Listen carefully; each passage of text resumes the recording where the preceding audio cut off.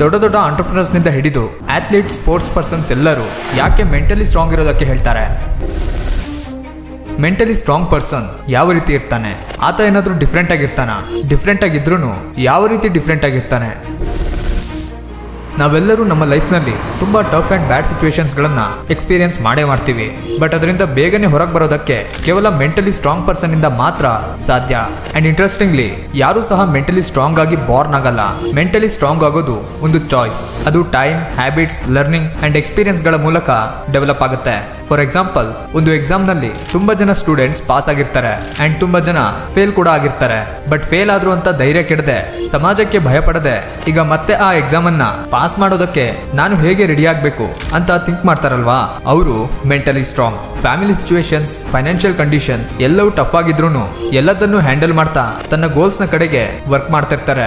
ಅವರು mentally strong. ಇದು just 2 examples ಅಷ್ಟೇ, ಬಟ್ ಇದರ ಸಮರಿ ಎಲ್ಲಾ ಫೀಲ್ಡ್ಗೂ ಅಪ್ಲೈ ಆಗುತ್ತೆ. ಈಗ ನಿಮ್ಮೆಲ್ಲರ ಮೈಂಡ್ ನಲ್ಲಿ ಒಂದು ಕ್ವಶನ್ ಫಾರ್ಮ್ ಆಗಿರುತ್ತೆ. ನಿಮ್ಮ ಬಗ್ಗೆ ಪಾಸಿಟಿವ್ ಆಗಿ ಮಾತನಾಡಿ ಅಂಡ್ ಪಾಸಿಟಿವ್ ಆಗಿ ಥಿಂಕ್ ಮಾಡಿ. ಪಾಸಿಟಿವ್ ಆಗಿ ಇರೋದು ಯಾಕೆ ಇಂಪಾರ್ಟೆಂಟ್ ಅನ್ನೋದಕ್ಕೂ ಮೊದಲು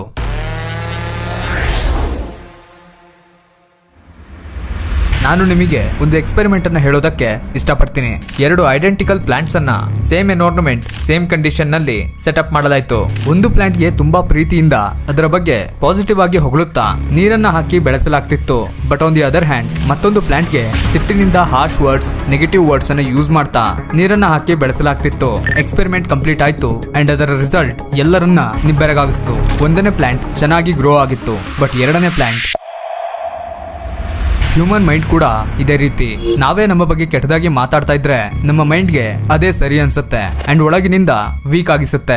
ಅದಕ್ಕೆ ಪಾಸಿಟಿವ್ ಆಗಿ ಮಾತಾಡೋದು ಸಹ ಬಹಳ ಇಂಪಾರ್ಟೆಂಟ್. ಇದಕ್ಕೆ ನಿಮ್ಮ ದಿನವನ್ನ ಪಾಸಿಟಿವ್ ಅಫರ್ಮೇಷನ್ಸ್ ನಿಂದ ಸ್ಟಾರ್ಟ್ ಮಾಡಿ. ಬೆಳಿಗ್ಗೆ ಎದ್ದ ತಕ್ಷಣ ಮಿರರ್ ನಲ್ಲಿ ನಿಮ್ಮೊಂದಿಗೆ ಐ ಕಾಂಟ್ಯಾಕ್ಟ್ ಮಾಡ್ತಾ ಪಾಸಿಟಿವ್ ಆಗಿ ಮಾತನಾಡಿ. ಫಿಸಿಕಲಿ, ಮೆಂಟಲಿ, ಫೈನಾನ್ಷಿಯಲಿ ನಿಮ್ಮ ಬೆಸ್ಟ್ ವರ್ಷನ್ ಅನ್ನ ವಿಜುವಲೈಸ್ ಮಾಡಿ. ಇದರಿಂದ ನಿಮ್ಮ body language and self confidence ನಲ್ಲಿ ಬಹಳ ಚೇಂಜಸ್ ಅನ್ನ ನೋಟಿಸ್ ಮಾಡ್ತೀರಾ. ಸಮಯ ವ್ಯರ್ಥ ಮಾಡಬೇಡಿ. ನಿಮ್ಮ ಲೈಫ್ ನ ಇಂಪ್ರೂವ್ ಮಾಡೋದಕ್ಕೆ ಹೆಲ್ಪ್ ಮಾಡದೇ ಇರೋ ಯಾವುದೇ ವಿಷಯಕ್ಕೆ ಇಂಪಾರ್ಟೆನ್ಸ್ ಕೊಡಬೇಡಿ. For example, social media. Recent ಆಗಿ ನಾನು ಅಬ್ಸರ್ವ್ ಮಾಡಿದ ಹಾಗೆ, ನೀವೇನಾದ್ರೂ ಲೋ ಫೀಲ್ ಮಾಡ್ತಾ ಇದ್ರೆ ಸೋಷಿಯಲ್ ಮೀಡಿಯಾ ಅದಕ್ಕೆ ಸರಿ ಹೊಂದೋ ಪೋಸ್ಟ್ ಗಳನ್ನ ನಿಮಗೆ ರೆಕಮೆಂಡ್ ಮಾಡಿ ನಿಮ್ಮನ್ನ ಎಮೋಷನಲಿ ವೀಕ್ ಮಾಡಿಸುತ್ತೆ. ಅಷ್ಟೇ ಅಲ್ಲದೆ ನಿಮ್ಮ ಟೈಮ್ ಅಂಡ್ ಎನರ್ಜಿ ಎರಡೂ ಕೂಡ ವೇಸ್ಟ್ ಆಗುತ್ತೆ. ಇಫ್ ನನ್ನಿಂದ ಯೂಸ್ ಮಾಡದೆ ಇರೋಕ್ಕಾಗಲ್ಲ ಅನ್ನೋದಾದ್ರೆ ನಿಮಗೆ ಹೆಲ್ಪ್ ಆಗೋ ರೀತಿಯ ಕಾಂಟೆಂಟ್ ಅನ್ನ ವಾಚ್ ಮಾಡಿ, ಲೈಕ್ ಟೆಡ್ ಟಾಕ್ಸ್, ಪಾಡ್ಕಾಸ್ಟ್ ಅಥವಾ ಸೆಲ್ಫ್ ಹೆಲ್ಪ್ ವಿಡಿಯೋಸ್. ಯಾಕಂದ್ರೆ ಟೈಮ್ ವೇಸ್ಟ್ ಮಾಡಿದಷ್ಟು ಟೈಮ್ ಕಡಿಮೆ ಆಗುತ್ತೆ. ಬೆಳಿಗ್ಗೆ ಒಂದೇ ಸಮಯಕ್ಕೆ ಏಳೋದನ್ನ ಅಭ್ಯಾಸ ಮಾಡಿ. ನೀವು ಪ್ರತಿದಿನ ಒಂದೇ ಸಮಯಕ್ಕೆ ಏಳೋದ್ರಿಂದ ಒಂದು ರೀತಿಯ ಡಿಸಿಪ್ಲಿನ್ ಬಿಲ್ಡ್ ಆಗುತ್ತೆ. ಆ ಡಿಸಿಪ್ಲಿನ್ ನಿಮ್ಮ ಕನ್ಸಿಸ್ಟೆನ್ಸಿಯನ್ನ ಮೇಂಟೈನ್ ಮಾಡೋದಕ್ಕೆ ಹೆಲ್ಪ್ ಮಾಡುತ್ತೆ. ಇದರ ಜೊತೆಗೆ ಒಂದೇ ಸಮಯಕ್ಕೆ ಮಲಗೋದನ್ನು ಸಹ ಅಭ್ಯಾಸ ಮಾಡಿ. ಒಳ್ಳೆಯ ಸ್ಲೀಪ್ ಕ್ವಾಲಿಟಿ ನಿಮ್ಮ ಎಮೋಷನ್ಸ್ ಅನ್ನ ಮ್ಯಾನೇಜ್ ಮಾಡೋದಕ್ಕೆ ಸಹಾಯ ಮಾಡುತ್ತೆ. ಅಂಡ್ ಯಾವುದೇ ಸಿಚುವೇಶನ್ಸ್ ನಲ್ಲಿ ನಿಮ್ಮ ಮೈಂಡ್ ನಿಮ್ಮ ಕಂಟ್ರೋಲ್ ನಲ್ಲಿ ಇರುತ್ತೆ. ನಿಮ್ಮ ರೋಲ್ ಮಾಡೆಲ್ ಅನ್ನ ಸರಿಯಾಗಿ ಚೂಸ್ ಮಾಡಿ. ಯಾಕಂದ್ರೆ ನಮ್ಮ ಸಬ್ ಕಾನ್ಶಿಯಸ್ ಮೈಂಡ್ ನಾವು ಚೂಸ್ ಮಾಡೋ ರೋಲ್ ಮಾಡೆಲ್ಸ್ ಗಳ ಆಕ್ಟಿವಿಟೀಸ್ ಗಳನ್ನ ನಮಗೆ ಗೊತ್ತಿಲ್ಲದೆ ರೆಪ್ಲಿಕೇಟ್ ಮಾಡ್ತಾ ಇರುತ್ತೆ. ಅದು ಗುಡ್ ವೇನಲ್ಲಾದ್ರೂ ಆಗಿರ್ಬೋದು ಅಥವಾ ಬ್ಯಾಡ್ ವೇನಲ್ಲಾದ್ರೂ ಆಗಿರ್ಬೋದು. ಆ ನಿಮ್ಮ role model actors, sports persons, owners ಯಾರು ಬೇಕಾದ್ರೂ ಆಗಿರ್ಬೋದು. ನೀವು ಯಾರನ್ನಾದ್ರೂ ನಿಮ್ಮ ಐಡಲ್ ಆಗಿ ಪಿಕ್ ಮಾಡ್ತಾ ಇದ್ದೀರಾ ಅಂದ್ರೆ ಆತನ ಆಟಿಟ್ಯೂಡ್, ಆತನ ಟ್ರೈನಿಂಗ್, ಆತನ never give up mind set, ಆತನ ಕೈಂಡ್ನೆಸ್ ಅನ್ನ ನೋಡಿ ಚೂಸ್ ಮಾಡಿ. ಯಾಕಂದ್ರೆ ನೀವು ಅವರಿಂದ ಇನ್ಫ್ಲೂಯೆನ್ಸ್ ಆಗೋದ್ರಿಂದ ಅವರ ಈ ಕೆಲವು ಗುಣಗಳು ಮೋಸ್ಟ್ ಆಫ್ ದಿ ಟೈಮ್ ನಿಮ್ಮ ಮೇಲೆ ಇಂಪ್ಯಾಕ್ಟ್ ಅನ್ನ ಕ್ರಿಯೇಟ್ ಮಾಡುತ್ತೆ. ಅದಕ್ಕೆ ಸರಿಯಾದ ರೋಲ್ ಮಾಡೆಲ್ ಅನ್ನ ಸೆಲೆಕ್ಟ್ ಮಾಡಿ. ಥಿಂಕ್ ಮಾಡೋದಕ್ಕೂ ಓವರ್ ಆಗಿ ಥಿಂಕ್ ಮಾಡೋದಕ್ಕೂ ವ್ಯತ್ಯಾಸ ಇದೆ. ಥಿಂಕ್ ಮಾಡೋದು ಅಂದ್ರೆ ಒಂದು ಟಾಪಿಕ್ ನ ಮೇಲೆ ಎಷ್ಟು ಅವಶ್ಯಕತೆ ಇದೆಯೋ ಅಷ್ಟು ಮಾತ್ರ ಯೋಚಿಸೋದು. ಓವರ್ ಥಿಂಕಿಂಗ್ ಅಂದ್ರೆ ಅದೇ ಒಂದು ಟಾಪಿಕ್ ನ ಬಿಡದೆ ರಿಪೀಟೆಡ್ಲಿ ಥಿಂಕ್ ಮಾಡ್ತಾನೆ ಇರೋದು. ನೀವು ಎಷ್ಟು ಓವರ್ ಥಿಂಕ್ ಮಾಡ್ತಿರೋ ಅಷ್ಟು ಕನ್ಫ್ಯೂಷನ್ಸ್ ಕ್ರಿಯೇಟ್ ಆಗುತ್ತೆ. ಆದಷ್ಟು ಈ ಇಲ್ಯೂಷನ್ ನಿಂದ ಹೊರಗೆ ಬನ್ನಿ. ನಿಮ್ಮ ಮೇಲೆ ನಿಮ್ಮ ವಿಶ್ವಾಸವನ್ನ ತೋರಿಸಿ. ಸಿಚುವೇಶನ್ಸ್ ನಿಮ್ಮಿಂದ ಚೇಂಜ್ ಆಗ್ತಿಲ್ಲ ಅಂದ್ರೆ ಗಾಡ್ ಅನ್ನ ನಂಬಿ. ಓವರ್ ಥಿಂಕ್ ಮಾಡೋದ್ರ ಬದಲು ಈಗ ನಾನು ಏನನ್ನ ಥಿಂಕ್ ಮಾಡ್ತಾ ಇದ್ದೀನೋ ಅದು ಫ್ಯೂಚರ್ ನಲ್ಲಿ ನನ್ನ ಬಳಿ ಇದ್ದೇ ಇರುತ್ತೆ ಅನ್ನೋ ರೀತಿ ಥಿಂಕ್ ಮಾಡಿ. ಇದು ಆಕ್ಚುಯಲ್ ಥಾಟ್ ಪ್ರಾಸೆಸ್.